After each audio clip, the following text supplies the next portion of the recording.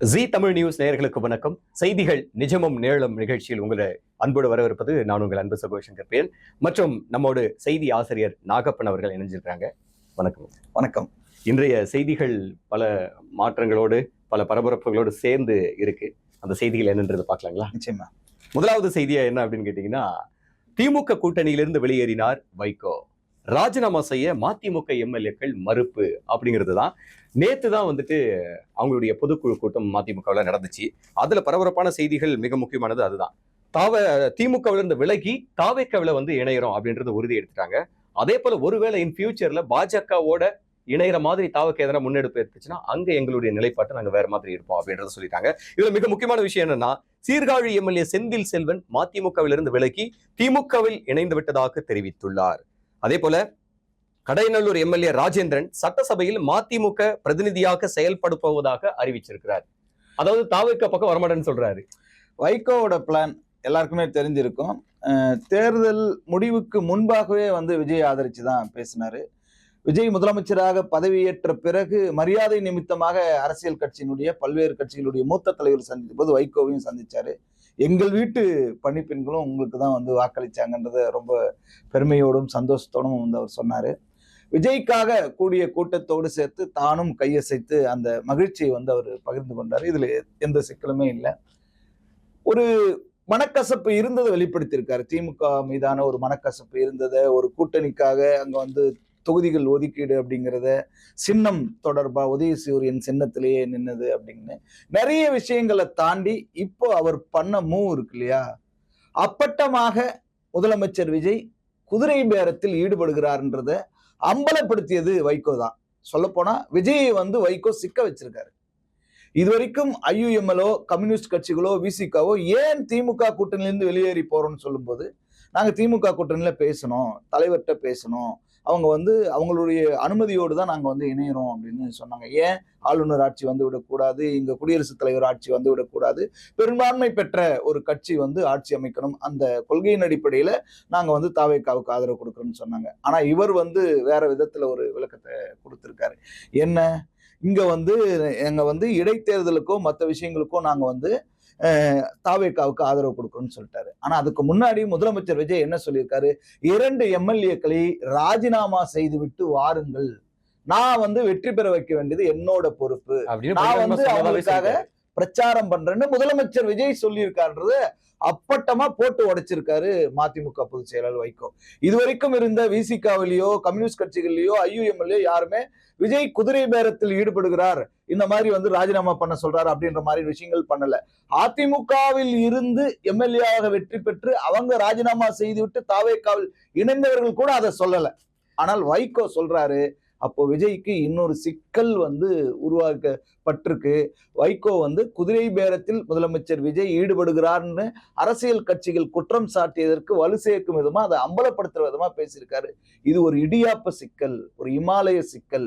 இந்த சிக்கலை தாவேகா எப்படி எதிர்கொள்ள போகிறது அப்படின்னு. இன்னொன்னு, அவருடைய உள்ள கிடக்கையை அவர் தொடர்ந்து வெளிப்படுத்துறாரு. துரை வைகோக்கும் அந்த இது இருக்கு.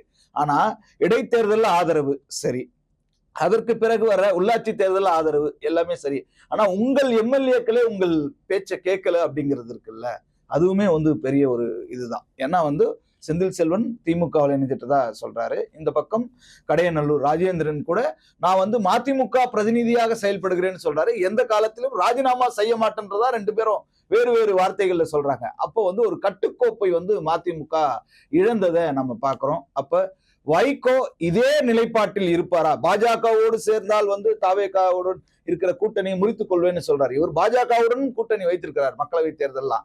அப்ப இவருடைய நிலைப்பாடு ஏன் இப்போது அவர் தடம் மாறுகிறார் அப்படிங்கிற கேள்வி இருக்கு. மத்திய அமைச்சரவையில வாஜ்பாய் காலத்திலேயே மத்திய அமைச்சரான ஒரு பதவி கிடைக்கும் போது வேண்டாம் என்று ஒதுக்கியவர் இவருக்கான வரலாறுன்றது பெருசா இருக்கு. ஆனால் சமீப காலமாக இப்படி ஒரு முடிவை எடுப்பதற்கு எது காரணமாக இருக்கிறது என்று தெரியவில்லை. எல்லோரும் திமுக மீதான விஷயங்களை சொல்றாங்க. இவருமே கேட்கிறாரு, திமுக பண்ணது செந்தில் செல்வனை இழுத்தது ஒட்டக பேரமா குதிரை பேரமான்னு கேட்கிறாரு. ஆனால் அப்பட்டமான ஒரு குதிரை பேரத்துக்கும் இவர் சாட்சியாக, சான்றாக ஒரு வாக்குமூலத்தை கொடுப்பவராக இருக்கிறாருன்றதே ஒரு வரலாற்று துயரமா தான் இருக்கு. சரிங்க. அவரு வெளிப்படையா சொல்லிட்டதுதான் இங்க பிரச்சனை அப்படின்னு பாக்குற மாதிரி தான் இருக்கு. ஆனா உள்ளுக்குள்ள அப்படிதான் நடந்துச்சா? ஏதாவது வேற நடந்துச்சா? அப்படிங்கிறது நமக்கு இன்னும் பகிரங்கமான ஒரு விஷயமா தெரியல. இல்லையே நீங்க இன்னும் ஒவ்வொரு கட்சியிலும் இருக்கிறவங்க ஒரு விஷயத்த பதிவு பண்ணும்போது இப்படியான குற்றச்சாட்டுகள் இருக்கு. அந்த குற்றச்சாட்டை நிரூபிக்கிற விதமா அப்பட்டமா பேசுறாரு. அது ஒரு அரசியல் தலைவர் அப்படி பேசுறதே வந்து பெரிய இதுதானே. அது கரெக்ட் தான். என்ன நடக்க போகுது அடுத்தடுத்து அப்படிங்கிறத பார்க்கலாம். அதுக்கு அடுத்த செய்தி என்ன அப்படின்னு கேட்டீங்கன்னா, ரூபாய் 100 கோடி முறைகேடு வழக்கில் திமுக நிர்வாகி பள்ளிகளுக்கு அங்கீகாரம் பெற்று தருவதாக மோசடி. முக்கிய தலைகளும் அடுத்தடுத்து சிக்க வாய்ப்பு அப்படிங்கிற செய்தி வந்து இன்னைக்கு அனலை கிளப்பியிருக்கு. ஏன்னா ஊழலை வந்து முற்றிலும் ஒழிக்க போறோம் அப்படின்னு தாவிக்க வந்து சொல்றாங்க. அதுல திமுக நிர்வாகியே உள்ள வந்திருக்கிறாங்க. அப்ப அடிச்சு தூக்குறோம் திமுக நிர்வாகிகள் யார் யாருன்னு. சட்டப்பேரவையில் ஏற்கனவே அதிர்வலையில தொட்டா விட மாட்டோம், தொட்டவங்களையும் விட மாட்டோம், நாங்களும் தொட மாட்டோம். யாரும் பணத்தை தொட மாட்டோம், தொட்டவங்களை விட மாட்டோம்னு ம். அரசகுமார் பதிவு செய்யப்படாத ஒரு தனியார் பள்ளிகள் சங்கத்தை நடத்திட்டு இருக்காரு. அவர் முன்னாடி பாஜகவில் இருந்தாரு. பாஜகவில் இருந்து திமுகவுக்கு வந்தாரு. ஊழல் எதிர்ப்பு, மோசடி, லஞ்சம், முறைகேடு இதெல்லாம் ஒழிக்க வேண்டும், மாற்று கருத்துல. அது எந்த கட்சி ஆட்சியில் இருந்தாலும். அப்ப தாவேகா இதுல இன்னும் கவனம் செலுத்தணும். யாரெல்லாம் இந்த முறைகேட்டுல மோசடியில வந்து ஈடுபட்டிருக்காங்கன்னு பார்க்கணும். அரசகுமார் மட்டும் இல்ல, திமுக நிர்வாகி இருந்தவங்கள முன்னாள் எம்பி, எம்எல்ஏ யார் சம்பந்தப்பட்டிருந்தாலும் நடவடிக்கை எடுக்கணும். ஏன்னா இன்னைக்கு வந்து தனியார் பள்ளிகள் அனுமதி பெறுவதற்கு ஒரு பைசா கூட காசு கிடையாது, இலவசம் அப்படின்ட்டு அமைச்சர் ராஜ்மோகன் வந்து அறிவிச்சாரு. நல்ல விஷயம். அப்போ வந்து இங்க வந்து தடையில்லா சான்று வாங்குறதுக்கு, ஒரு நிரந்தர பதிவா இருக்கிறதுக்கு, நிரந்தர அனுமதிக்கு, இந்த மாதிரியான விஷயங்களுக்கு லஞ்சம் கொடுப்பது அப்படிங்கிற விஷயம் வந்து அறவே தவிர்க்கப்படணும். அதே சமயத்தில் அது எந்த நோக்கத்திற்காக இவர்கள் வந்து பண்றாங்க அப்படின்றத நம்ம தெரிஞ்சுக்கணும். போக போக அதுல எந்த முக்கிய புள்ளிகள் சிக்க போறாங்கன்னு நாம வந்து பொறுத்திருந்து பார்க்கலாம். காங்கிரஸ்க்குள்ள இன்னைக்கு பயங்கரமான விமர்சனங்களும் ஒரு பக்கம் அது இதுன்னு கிளம்பிக்கிட்டே இருக்கு. காங்கிரஸ்ல என்ன மாற்றம் மிக முக்கியமானது நடந்திருக்கு இன்றைய தேதியில? காங்கிரஸ் கட்சி தமிழ்நாடு காங்கிரஸ் கமிட்டியினுடைய தலைவராக மாணிக்கம் தாகூர் நியமிக்கப்பட்டிருக்காரு. அதிகாரப்பூர்வமாக அறிவிக்கப்பட்டிருக்கு. செல்வ பெருந்தகை மாநில தலைவர் பதவியிலிருந்து விடுவிக்கப்பட்டிருக்காரு. மிக மிக முக்கியமான ஒரு செய்தி இது. ஏன் அப்படின்னா, காங்கிரஸ் தாவேகா கூட்டணிக்கு அச்சாரம் போட்ட அனைவருக்கும் பரிசு தர வேண்டும் என்பது காங்கிரசினுடைய திட்டமாவும் இருக்கு, தாவேகாவுடைய திட்டமாவும் இருக்கு. ஏன் பிரவீன் சக்கரவர்த்திக்கு ராஜ்யசபா சீட் அப்படிங்கிறது இருக்குல்ல, அதுக்கான காரணம் இந்த உறவு மலர்வதற்கு, கூட்டணி மலர்வதற்கு அவங்க தான் காரணம். அவர் தான் வந்து முதல் சுழியை வந்து போட்டவர். ராகுல் காந்தியுடைய நெருக்கமான நண்பரா, வியூக நிபுணரா இருந்து அவர் பண்ணும்போது அவருக்கு ராஜ்யசபா சீட் கொடுத்தாங்க. அப்ப அடுத்து யார் தமிழ்நாடு காங்கிரஸ் கமிட்டியினுடைய தலைவர்ன்ற கேள்வி அப்பவே எழுந்தது. ஏன்னா இந்த சிக்கல்கள் திமுகவுக்கும் காங்கிரஸுக்குமான கூட்டணி முறிவு அப்படிங்கிறதுக்கு முன்னாடியே வந்து செல்வ பெருந்தகை சொல்லிட்டார், தேர்தலுக்கு பிறகு நான் தலைவராக இருக்க மாட்டேன், அந்த பதவியில நீடிக்க மாட்டேன்னு. ஜூன் 18ஆம் தேதி அவரது மகள் திருமணம் நடந்தது. அதனாலேயே இந்த வெயிட்டிங் லிஸ்ட்ல வந்து தலைவர் மாற்றம் அப்படின்னு இருந்தது. முடிந்த நிலையில அதிகாரப்பூர்வமா மாணிக்கம் தாகூர் நியமிக்கப்பட்டிருக்காரு. அது எல்லோருமே எதிர்பார்த்ததுதான். ஏன்னா வந்து திமுக காங்கிரஸ் கூட்டணியை வந்து விரும்பாதவர் மாணிக்கம் தாகூர், தாவேகாவை விரும்பியவர், கூட்டணி ஆட்சி அதிகாரத்தில் பங்குன்னு ஓங்கி ஒலித்தவர். அதுக்காக அந்த பரிசு கொடுக்கப்பட்டிருக்கு. 29ஆம் தேதி முறையாக பதவி ஏற்கிறார். காங்கிரஸ்னாவே நிறைய கோஷ்டி பூசல்னு சொல்லுவாங்க. எல்லா கோஷ்டி பூசலையும் தாண்டி எல்லா மூத்த தலைவர்களையும் அவர் வந்து அழைச்சிருக்காரு. செல்வ பெருந்தகை முன்னிலையில கிறிஸ் ஓடங்கர் தலைமையில வந்து பதவி ஏற்க போறாரு. அடுத்த என்ன பண்ண போறாரு அப்படிங்கிறதுக்கும் அவர் பதில் அளிச்சிருக்காரு. தேர்தலுக்கு முன்னும் பின்னுமாவே வந்துட்டு பாத்தீங்கன்னா மாணிக்கம் தாக்கூர் அவர்களுடைய பேச்சும் அவரோட வீச்சும் வந்து என்னென்னவோ ஒரு அனலை கிளப்பிக்கிட்டே இருந்துச்சு. திமுக கூட்டணிக்கு போவாங்களா போக மாட்டாங்களா, அதுக்கு தடையா இருக்கக்கூடியவர் மாணிக்கம் தாக்கூர் தான் நிறைய விஷயங்களை சொல்லிக்கிட்டே இருக்கிறாரு அப்படின்னு சொல்லிட்டு பாத்துட்டு இருந்தோம். சோ அது எல்லாத்தையும் தாண்டி இன்னைக்கு அவர் தலைவரா ஆகி இருக்கிறது வந்து இல்ல, அது திமுகவிலிருந்து விலகிட்ட பிறகு தாவேகா காங்கிரஸ் கூட்டணியா இருக்கு. தேசிய அரசியலையும் தாவேகாவுக்கு ஒரு பங்களிப்பு இருக்கணும். இங்கேயும் வந்து ஸ்மூத்தா பயணிக்கணும். தாவேகாவோடு இணக்கமான உறவை பேண வேண்டும்னா அப்ப அந்த கூட்டணிக்கு அச்சாரம் போட்டல ஒருத்தர் இருந்தாதான், தலைவரா இருந்தாதான் அது செயல்பட முடியும். அது மாணிக்கம் தாகூர் கிடைச்சிருக்கு. அவர் அடுத்த இலக்கு நோக்கி போயிட்டாரு. இப்ப அடுத்த மக்களவையினுடைய நிலைப்பாடு என்னன்றது கேள்வியா நிக்குது. இல்ல, இது இவருடைய நிலைப்பாடு என்ன, இப்போ மாணிக்கம் தாகூர் நிலைப்பாடு என்னன்னு பார்த்தா, 40 தொகுதிகள்ல மக்களவை தேர்தலில் வந்து காங்கிரஸ் தாவேகா கூட்டணி வெற்றி பெற வேண்டும், 40 எம்பிக்களை பெற வேண்டும் தமிழ்நாடு புதுச்சேரியில. இதன் மூலமாக ராகுல் காந்தியை பிரதமராக்க வேண்டும். இதுதான் மாணிக்கம் தாகூருடைய அஜெண்டா, நிலைப்பாடு, ஸ்ட்ராட்டஜி எல்லாமே. இவர் வந்து கதர் கட்சியில் இருந்து தனக்கான செல்வாக்கு குறைந்து விட்டதாக செல்வ பெருந்தகை வந்து கருதுறாரு. காங்கிரஸில் இருந்து அவர் திமுக முகாமுக்கு ஜாகை மாறப்போவதாக ஒரு செய்தி வருது. அது எந்த அளவிற்கு உண்மை என்பது போக போகதான் தெரியும். ஆனால் திமுக காங்கிரஸ் கூட்டணிக்கு செல்வ பெருந்தகை தான். அவர் இல்லைன்னா இது அமைஞ்சிருக்காது. ப. சிதம்பரம் இல்லைன்னா அமைஞ்சிருக்காது. அப்ப இங்க அவருக்கான முக்கியத்துவம் ஒருவேளை குறையும் போதோ அல்லது அவர் ஒதுக்கப்படும் போதோ புறக்கணிக்கப்படும் போதோ அவர் இயல்பாவே திமுகவுக்கு செல்வதற்கான அநேக வாய்ப்புகள் இருக்கு. அடுத்தடுத்த கட்ட தேர்தல் கணக்குகளாக இருந்தாலுமே கூட இப்பவே செல்வ பெருந்தகை ஒதுக்கப்பட்டாரு அப்படின்றத நம்ம பார்க்கிறோம். நீங்க சொன்ன மாதிரி அடுத்தடுத்து என்ன நடக்குதுன்னு பார்க்கலாம்.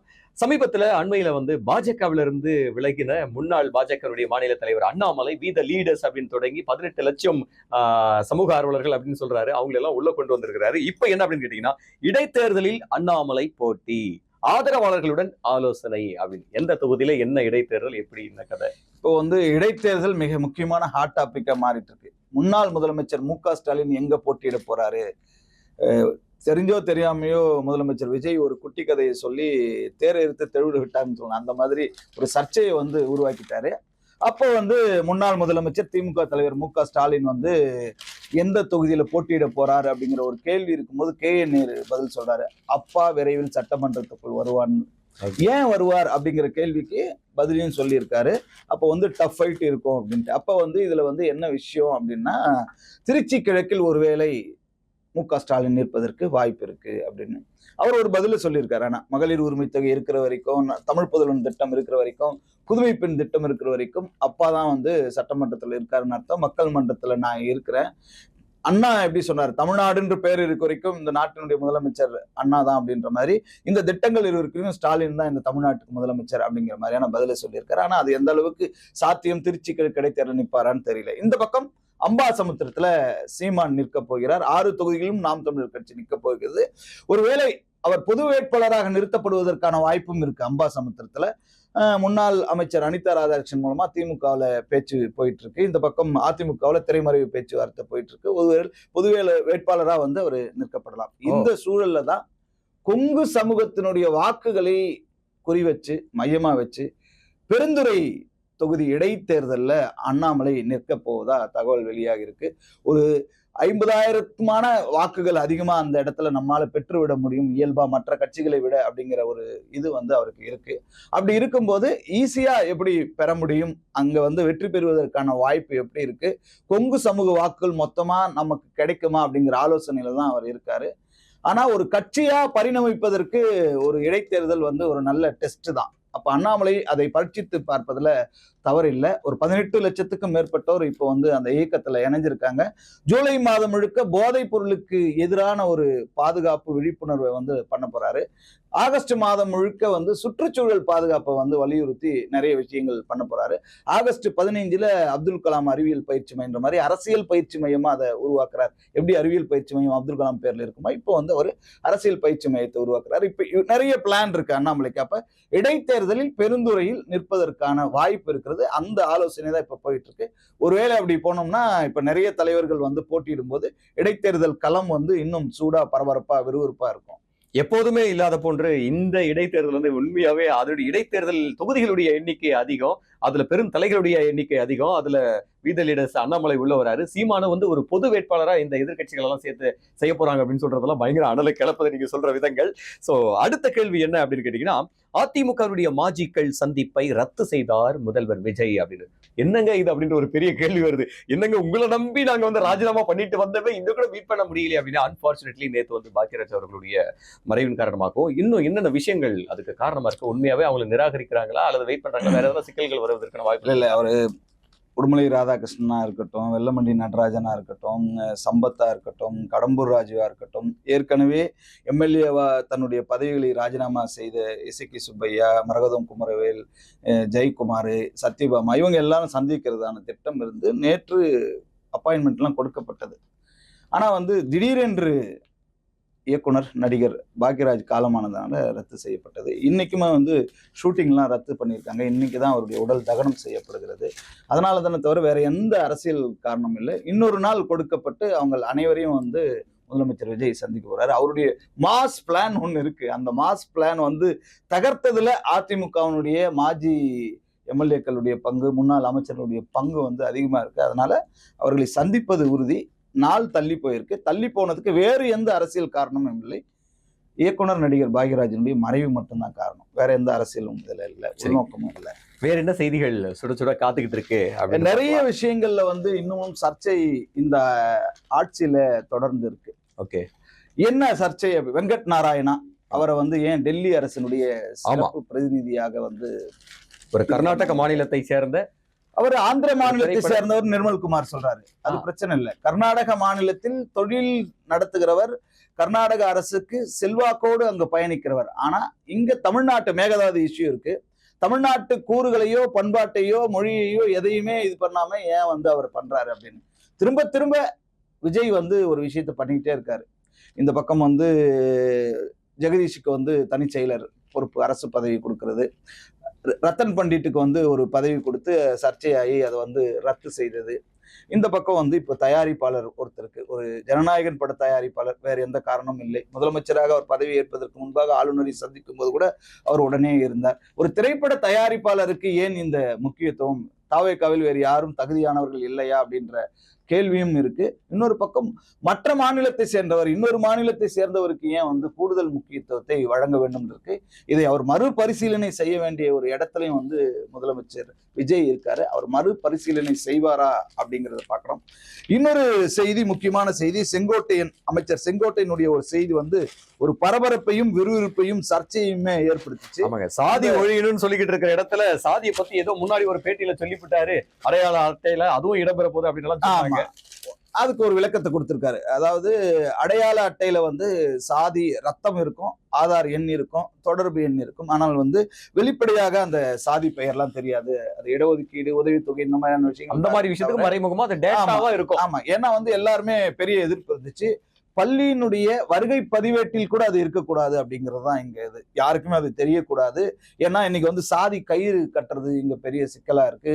நிறைய சாதி சம்பந்தமான அடையாளங்களோடு மாணவர்கள் பள்ளி வளாகத்தில் இருப்பது நிறைய பிரச்சனைகளுக்கு வழிவகுக்கும் அப்படிங்கிறது தெரியும். நிறைய வன்முறைகள் நடக்கிறதும் நம்ம வந்து பார்த்திருக்கோம். இப்போ கலவரங்கள் ஏற்படக்கூடாது, இன்னொரு சாதி அப்படிங்கிற ஒரு விஷயம் வேறு ஏதேனும் பிரச்சனையோ பிளவையோ பிரிவையோ ஏற்படுத்தி விடக்கூடாதுங்கிறது தான் அதை எல்லோருமே சொல்லியிருக்காங்க. இப்போ வந்து அவர் விளக்கம் கொடுத்திருக்காரு. வருவாய்த்துறையும் பள்ளி கல்வித்துறையும் இணைந்துதான் இந்த முடிவெடுக்கும். அந்த சாதி அப்படிங்கிற வகை வந்து வெளிப்படையா எங்கேயும் தெரியாது. அது ஒரே நாடு ஒரே அடையாள அட்டைங்கிற மாதிரியான ஒரு QR கோடு மூலமா வந்து பண்ணிட முடியும் அப்படின்னு. இது என்னன்னா தேசிய கல்விக் கொள்கையினுடைய ஒரு அங்கம். அப்பேர்னு சொல்லுவாங்க, automated permanent academic account registry, ஒரே நாடு ஒரே அடையாள அட்டை. அதற்காக இதை பண்றாங்களா அப்படிங்கிற ஒரு சந்தேகம் இருக்கு. அந்த விளக்கத்தை அவர்கள் கொடுத்து விடுவது சரியா இருக்கும். இன்னொரு பக்கம் அது வெளிப்படையாக இல்லாமல் மறைமுகமாக தான் இருக்கும், அதை யாரும் கண்டுபிடிக்க முடியாது, துறை சார்ந்த அதிகாரிகள் மட்டும் அந்த QR கோடு மூலமா தான் பண்ணிட முடியுன்ற விளக்கத்தை கொடுத்தது இப்ப இந்த குழப்பங்களுக்கு, பூசலுக்கு வந்து சர்ச்சைக்கு வந்து முற்றுப்புள்ளி வச்சிருக்காரு. இது நல்ல விஷயம். ஓகே, பொலிட்டிக்கலா பல்வேறு செய்திகளை நம்ம பார்த்துட்டோம். நிறைவா நம்மளுடைய செய்திகள் நிஜமும் வந்து விளையாட்டுகளையும் டச் பண்ணிடுவோம் அப்படின்னு சொல்லிட்டு FIFA 2026 வேர்ல்ட் கப்ல என்னென்ன சுவாரஸ்யமா நடந்துகிட்டு இருக்கு அப்படின்னு பார்த்தோம்னா, பிரான்ஸ் பிரமாதம், நார்வே அணியை வீழ்த்தியது, ட்ரம்ப்ல ஹேட்ரிக் அப்படின்னு சொல்றாங்க. அதே போல உருகுவே வெளியேறியது அப்படிங்கிற ஒரு விஷயம். வரலாறு படைத்தது கேப் வெர்டே அப்படின்னு, அவங்களோட பெர்ஃபார்மன்ஸ் வந்து அல்டிமேட்டா இருந்துச்சு அப்படின்னு சொல்றாங்க. நாக் அவுட் சுற்றில் செனக்கல் அப்படின்னு சொல்லிட்டு இந்த FIFA என்னென்ன நடந்துகிட்டு இருக்கு அப்படின்றது. அதே போல அயர்லாந்துக்கு T20 ட்ரிப் போயிருக்கிறாங்க நம்மளுடைய இந்திய அணி. அதுல முதல் ஆட்டம் வந்து தோல்வியில முடிஞ்சிருச்சு. இப்ப இன்னைக்கு 2வது அணி பதிலடி கொடுக்குமா இந்திய அணி அயர்லாந்துக்கு அப்படின்னு சொல்லிட்டு, நடப்பு சாம்பியன் இந்தியாவா இப்படி தோத்து போச்சு அப்படிங்கறத இன்னைக்கு வந்து அடிச்சு திருப்பி அடிப்பாங்களா அப்படிங்கிற இந்த செய்தியும் வந்து காத்துக்கிட்டு இருக்கு. சோ இன்னைக்கு செய்திகள் நிஜமும் நிழலும் வந்து நிறைய செய்திகள் நம்ம பகிர்ந்துக்கிட்டோம். மீண்டும் நாளை செய்திகளோடு சந்திப்போம். வணக்கம். வணக்கம்.